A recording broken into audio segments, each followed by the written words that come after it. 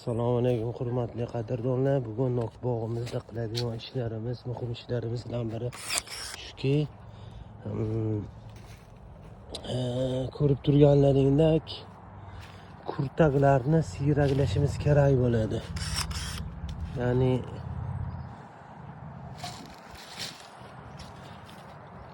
takpal bo'lib ketgan kurtaklarni mana shu kurtaklarni siyraklashimiz kerak bo'ladi.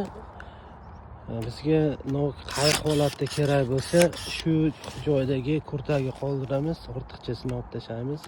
Ya'ni bizga mana shu kerak, mana shu kerak.